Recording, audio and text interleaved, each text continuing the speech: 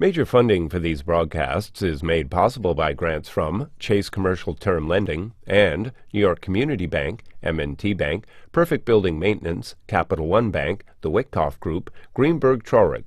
Additional funding is provided by grants from AKA Hotels, Corman Communities, Ariel Property Advisors, AVR Realty Company, Bank of America Merrill Lynch, Bank Leumi USA, Briarwood Organization, CBRE, Colliers International NYC, CPEX Real Estate Services, Cushman & Wakefield, Customers Bank, DDG, Dime Savings Bank of Williamsburg, Douglaston Development, Levine Builders, Fisher Brothers, First Nationwide Title Agency, Flushing Bank, Foley & Lardner, Friedman LLP, Gemini Real Estate Advisors, HAP Investment Developers, Herrick Feinstein, Investors Bank, James D. Kuhn Real Estate Institute at Syracuse University, James Orphanides, Chairman USRealty.com, John Katsimides, Red Apple Group, Kilroy Architectural Windows, New York's Window Company, Madison Realty Capital, Massey Knakal Realty Services, Matone Group, Mercantile Commerce Bank, Meridian Capital Group, Newmark Grubb Knight Frank, New Banks, MHP Real Estate Services, People's United Bank, SJP Properties, Sterling National Bank, Sterling & Sterling, Stonehenge Partners, TD Bank, Terra, CRG, The Continuum Company, CUNY TV Foundation, The Moynihan Group, Urban American, and These Friends.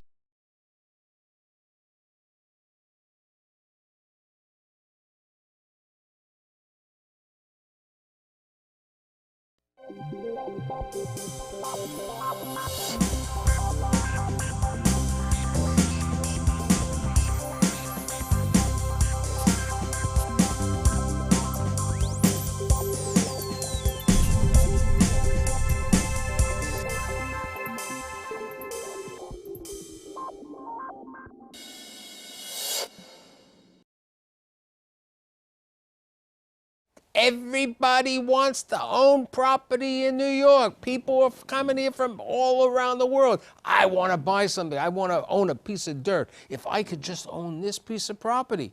So where are these prices going? Who are the buyers? Tell me what's happening over there. So today I've assembled a group of the leading investment sales brokers, advisors in the city of New York to provide me their insight on what I'm talking about. My guests today include Ofer Cohen, who is the president of Terra CRG, James Nelson, who's a partner at Massey Knakal Realty Services, David Schechtman, who's a principal at Eastern Consolidated, and last but not least, Shimon Shkury, who is the president of Ariel Property Advisors.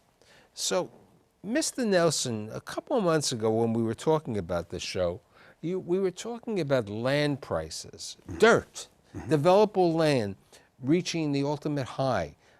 What's going on? Are we still there? I mean, I've heard that there is a site on the west side that's going to be selling for $1,350 a developable foot. What's going on? Have we reached the magnitude that we can see any prices go down? Well, land prices, without a doubt, have been on a huge upswing. And I think the important thing to remember is looking back in 2009, 2010, there was 13,000 apartments on the market in Manhattan. Today there's only 5,000.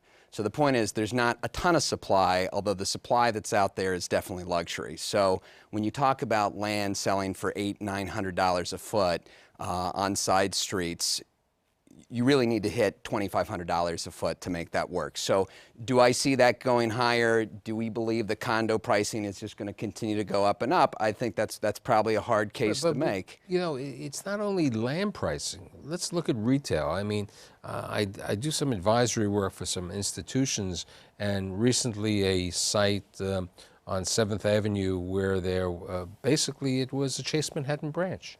You know, it's sold for a very high multiple. Sites, retail sites in Soho are selling at outrageous prices. Why are the retail sites selling at such high prices, Mr. Schechtman? The buyer landscape has changed. We've been talking about international buyers looking at New York, looking at London for many years. In the 04 through 07 run-up, the last comparable upmarket, a lot of them, by the time they recognized New York was the place to be or London was the place to be, we were on the decrescendo or the barrier to entry was too high. These folks have all been ready in the 2010 through 2015, which is where we are in effect, and they're actually striking. They're actually buying things. So the folks from China, from South America, from Europe, who just missed out last time, they're helping to drive the price up. And their return hurdles, Michael, because of tax reasons and because of their currency and the need sometimes to get money out of their country, their return hurdles are lower. So they're satisfied with a 2 or 3% return. And their hold profiles are longer.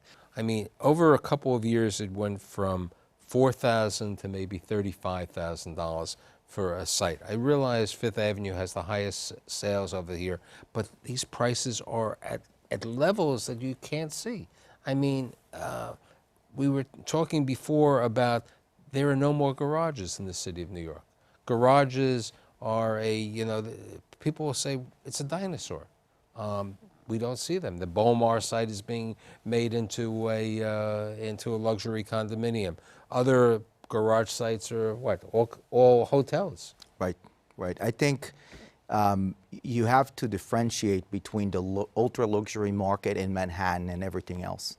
And in a way, for people like us who deal a lot with existing multifamily rent-stabilized assets, we see continued stable appreciation in this asset class because it's risk-adjusted usually. Even with what happened a couple of months ago when the rent guidelines only went up 1%, did it have any effect on Brooklyn? Because, you specialize in Brooklyn.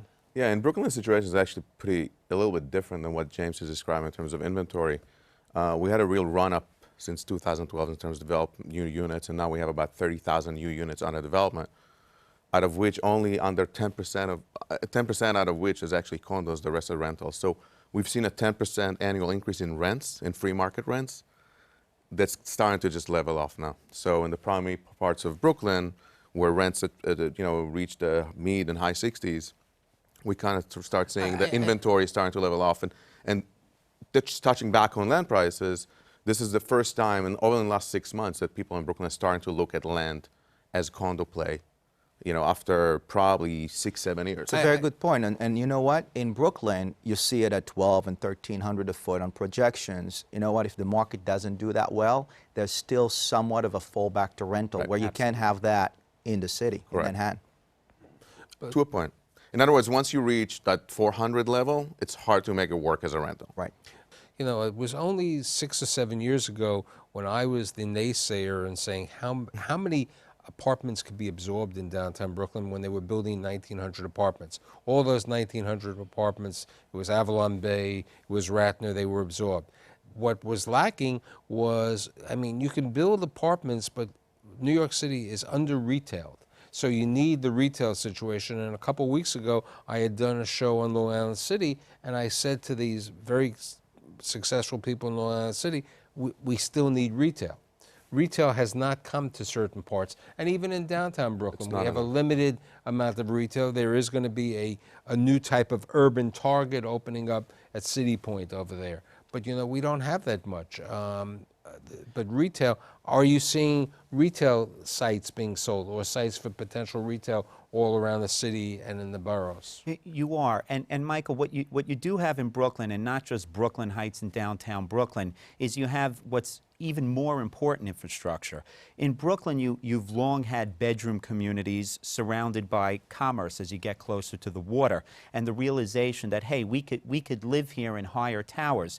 The retail will come, but what's more important is you have subway lines, bus lines, heck, you even have ferries the past couple of years, and the school infrastructure there. So even if people have to walk 10 minutes in Greenpoint from their condo to some transportation, the retail fills in naturally, and we are seeing retail sales. You have big box retailers looking at it. People were excited when IKEA came years ago, and in Red Hook, and Greenpoint, and then people were shocked when you had big box retail in East New York and Erskine Avenue, which were swampland many, many years ago. You don't have to be much past the age of 40 to remember that.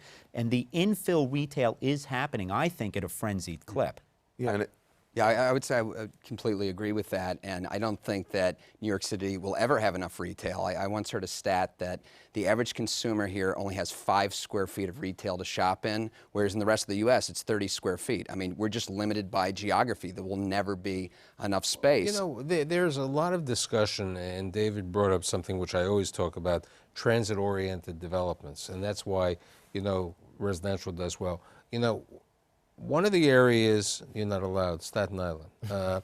Staten Island, you know, it's been a sleepy borough. I did a show recently on the life of James Molinari, the former borough president, and he's done a number of things to invigorate the island, and we have the discussion right now of the New York wheel, the Ferris wheel, and there's the discussion of the outlet center, even though there's going to be another outlet center in the Bronx, which we'll get to in a different discussion.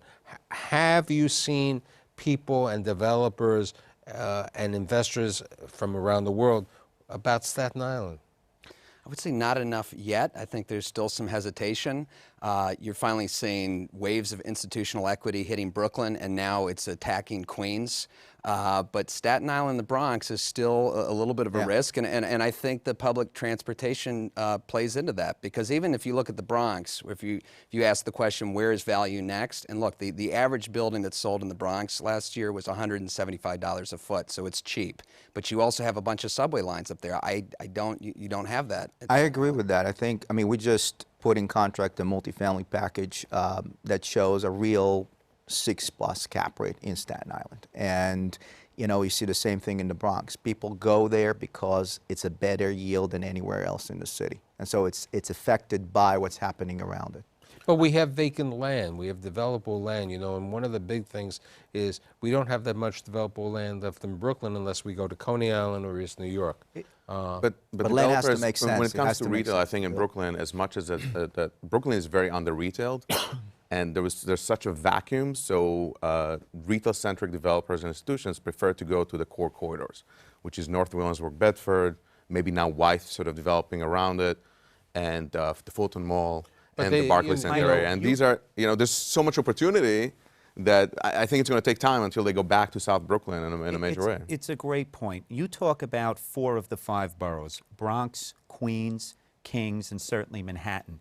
You can choose from express buses and local buses. You can choose from express and local subways, and you have green and red lines going to each. There's a bridge, there's a tunnel, And there's how a much bridge and a ferry. But Michael, you just proved the point. The bridge cost what? $16 one way. $16 if you're a non-resident. If you're a resident, it's $9. Right, a veritable bargain, as opposed to $250 to go from the northernmost part of the Bronx down to Coney Island. You give me 1 more subway line and 2 more ferries to do 2 different points of origin in Staten Island, and you watch inside of 10 years land prices triple. But let's talk about Harlem.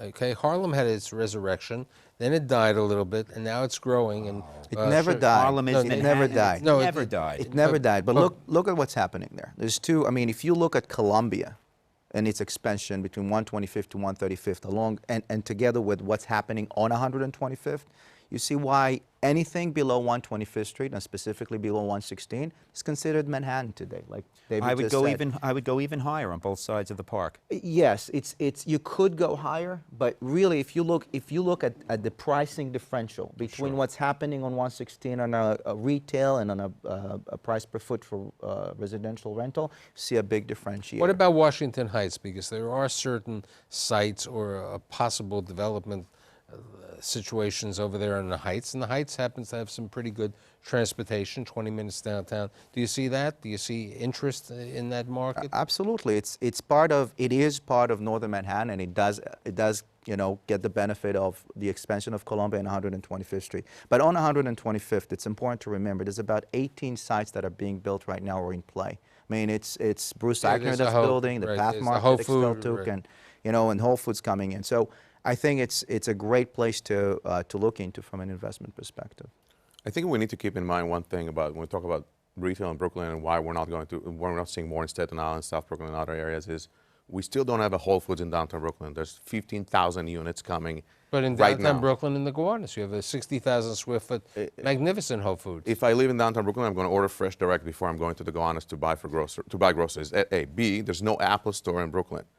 I mean, it's mind-blowing to see how underserved and under-retailed. As a Brooklyn specialist, I am just I'm just shocked. We don't want. You were born big in box. Brooklyn, you know. We don't want big box in Brooklyn. We want hip and new and mom and pop. But your point But is they well just opened up taken. a new BJ's in Brooklyn and Bay Parkway over there. There, you've arrived. Caesar's Bay Bazaar has always been destination retail. You need it on the side streets, and you need it. But with the volume of residences that are coming online, whether they're rental or condominium, the retail will follow. Here's a question, and recently the Waldorf Astoria was sold for this outrageous price of $1,450,000 a key. You have One Chase Manhattan acquired by a lot of money is coming from China. Some of it, as one person might say, might be dumb money, but in a manner, it's a low yield, but they're trying to over there. I spoke to a PR person yesterday, and they were telling me about a residential apartment house being built on 59th Street between Park and Lex, mid-block, by a Chinese company. There are questions. Who's coming to you? I mean, I remember a couple weeks ago or a couple months ago, I would have a show, and somebody, I think it was your colleague, Bob Knakal, said, people come by and they say, I got $25 million, tell me where to go. Who's coming to you? Who's looking in Brooklyn? Who's coming to the different people?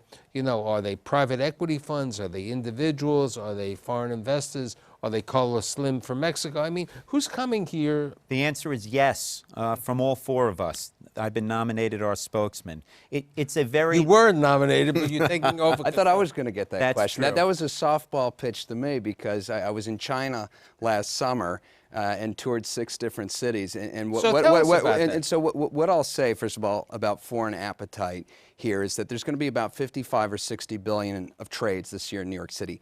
10 billion of that money is coming from overseas. Now, okay? at And one 3 time billion of that from China. Okay, one large component of that has always been Canada. Canada has been the #1 acquirer in New York, and they continue because of the case and some others.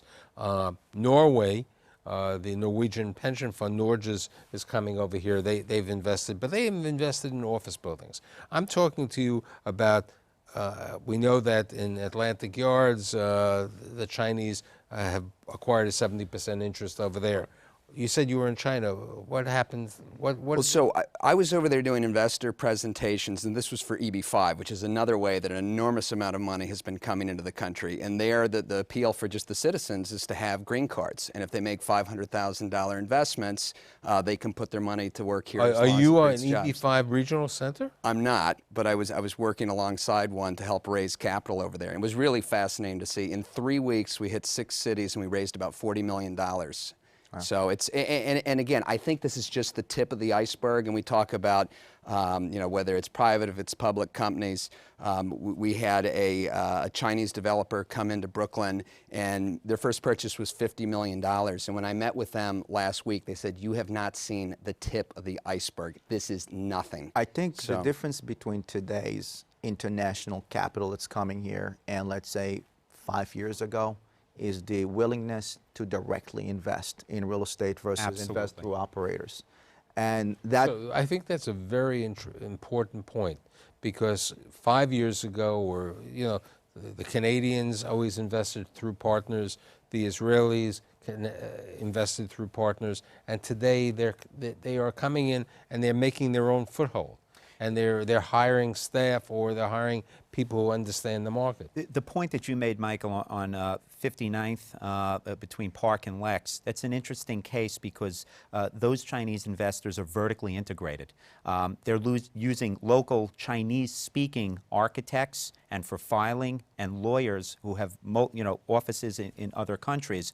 But the project manager is a Chinese national, a mainland Chinese national. And I think you're seeing folks like the investment firms, whether it's Indian, whether it's Norwegian, they're coming in and they're making the buys directly. So here's the question.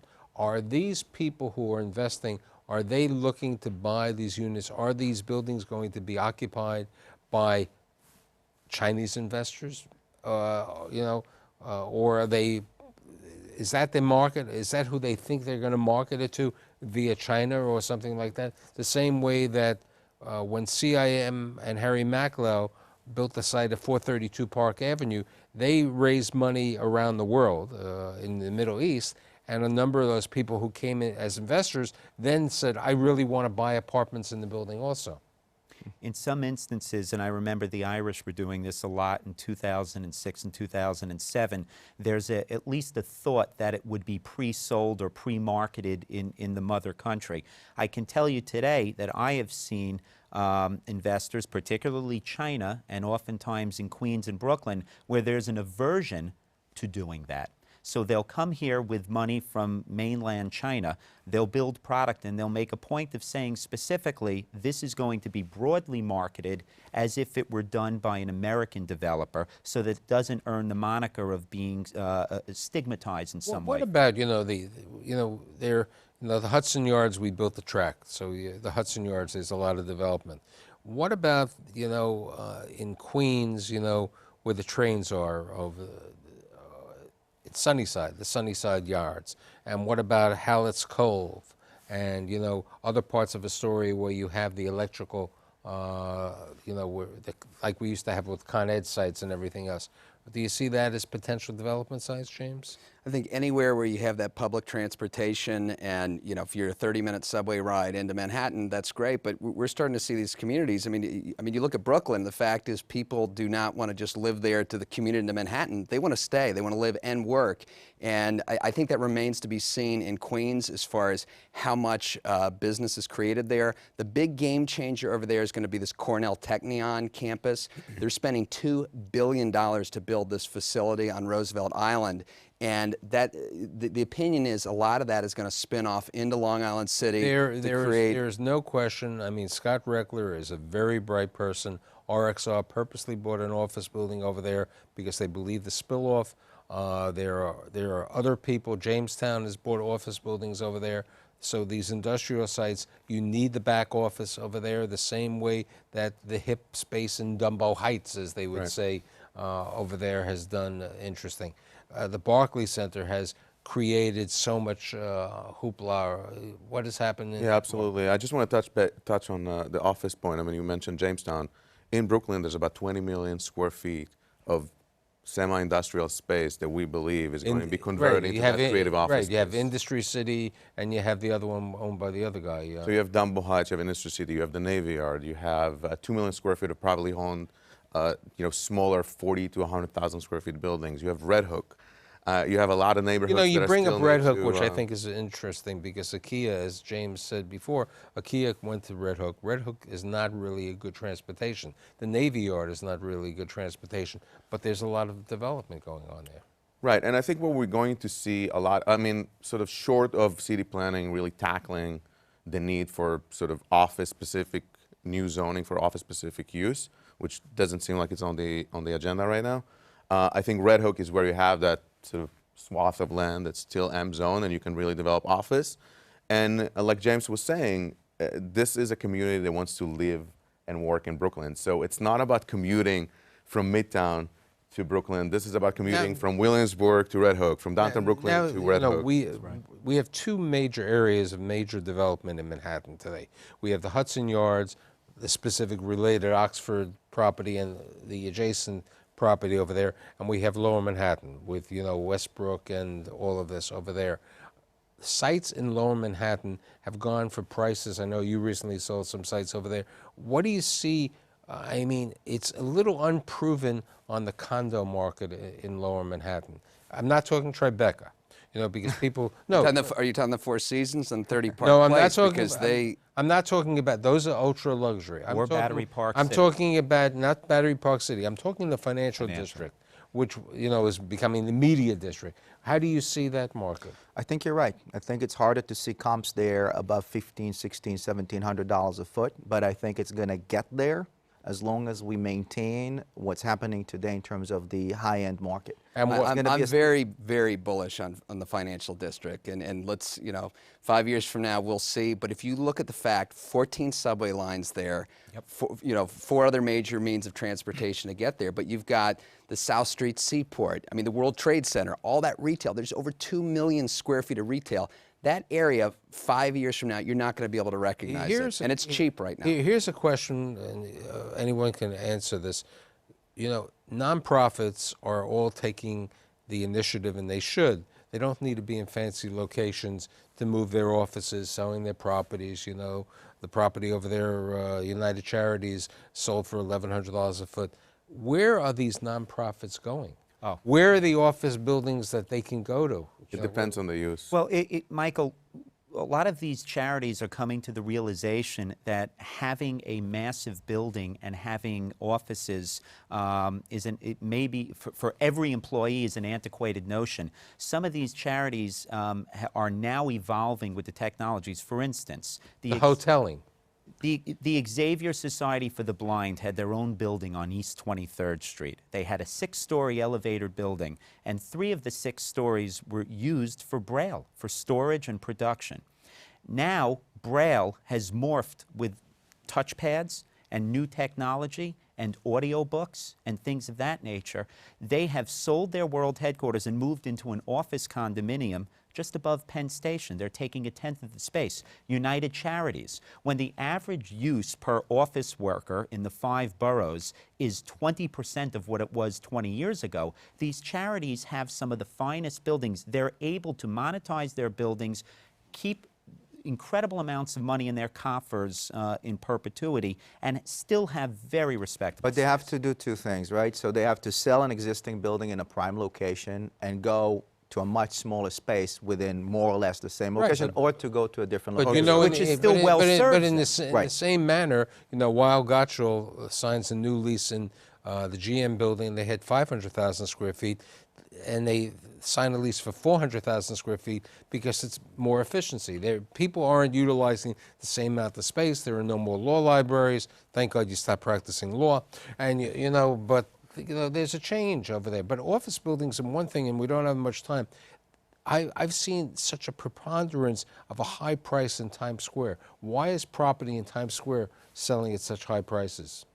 Well, the retail is the driver. No, but it's most of office these. buildings then. Yeah. I'm talking about the office buildings. I'm not talking I think about... there's a lot of demand around the WeWorks business model in general in the city.